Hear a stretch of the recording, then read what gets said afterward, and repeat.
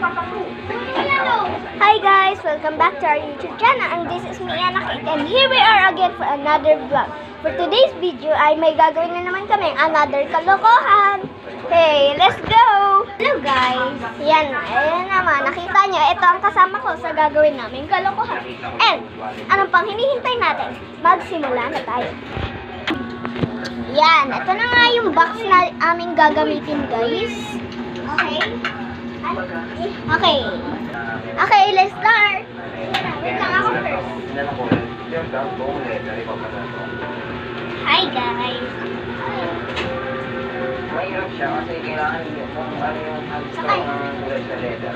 Hi lang kami Dali, upo. Wala pa ako. Tayo muna. Habang Ako first.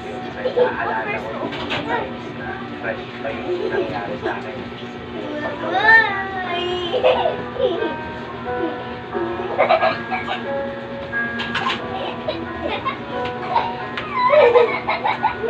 Siyempre natutuwa kasi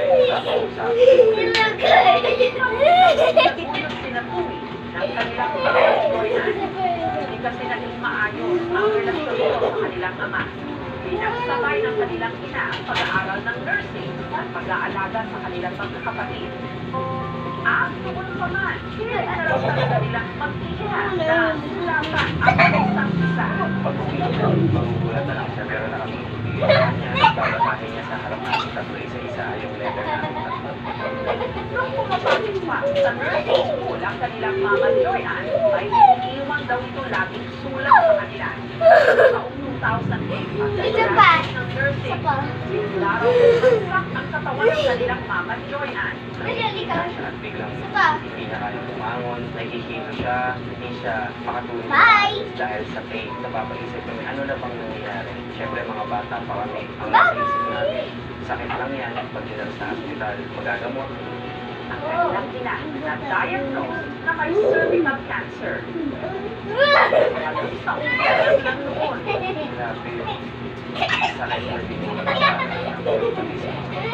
papasok sa school, marami ka makikita mga nanay, kasama ng mga anak nila, malalakas, sigla, hindi ko naman nag-iwasan na. Hi guys! Tignan niyo yung buhok ko. Ganun nga ako. Nakaganto na oh. Nakaganto. Napunit yan oh. Dadalhin pala sa Punit hospital. yung box sa kalokohan na yan. Tapos, Konti lang naman. babalik. Isa pa, isa pa. Sobrang Isa bigat pa, yun isa sa pa. Hello guys! masakit Last na. para sa akin. Last na. Game. Mga anak, ang mga nais nitong sabihin sa kanila, gaya ng dati, Bye! inahan niya sa mga iha.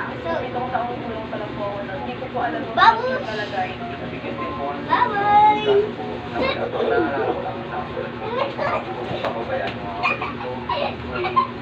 Hanggang ay nasulat. Okay,